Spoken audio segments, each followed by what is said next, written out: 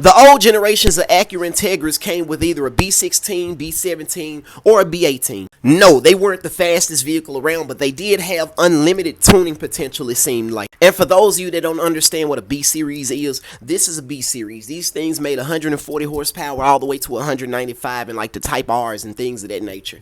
This thing was and still is the Jordan shoe of Honda engines. These things sound beautiful. You see, these things were already 26 to 2700 pounds from factory. You gut the interior and crank out about 350 to 400 horsepower from them B series engines, and you have a monster to which the New Edge Mustangs, the Elf bodies, and all the early muscle cars of the early 2000s, right? They couldn't really hang with these guys. Fast forward to today, and all we have is this big bloated monstrosity that literally shares the same drivetrain as the Accord of the same year. Fast forward to today, and the successor to the old Integras is this four-door monstrosity which shares the same drivetrain as the Honda Accord of the same year. The unveiling of this car was so terrible.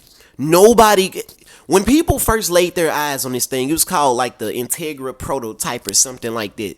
Not sure what they was trying to accomplish with this vehicle, but it looks the same as their TLX. Like there's literally no difference. This is a Acura TLX, literally of the same model year as the Integra, looks identical. They didn't even bother to differentiate the vehicle. They just, okay, listen, we got these extra surplus of 1.5 turbo 4 cylinders. We just gonna throw it in a TLX and call it an Integra. That sounds like what they did. And the same thing applies to their Integra Type R. It's literally a Civic Type R with a different body. That's all it is. Just like how the Accord, the base model Accord, and the fucking base model Integra are the same thing. The Integra Type R and Civic Type R are the same exact thing. It's just the Integra makes a little bit more horsepower, and that's it.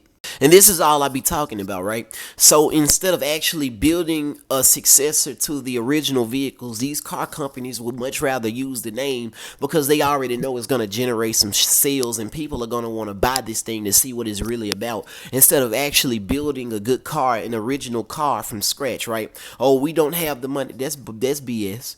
That's BS. Ford, no, they knew they could have built another Ford Lightning, but instead they opted out to build a truck that was all electric and sorry as hell.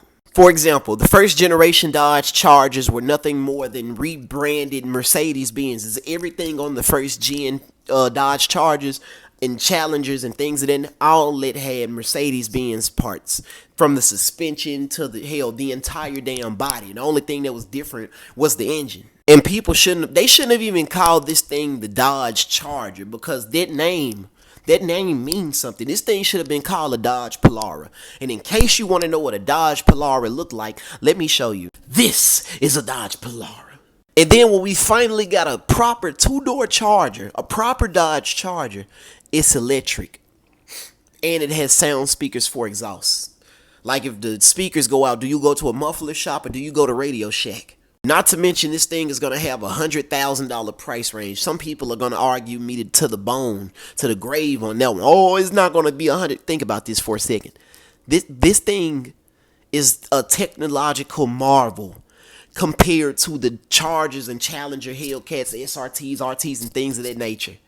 There is no way a vehicle they probably been developing for the last 5 or 6 years is going to cost anywhere under $80,000. It's just not going to happen.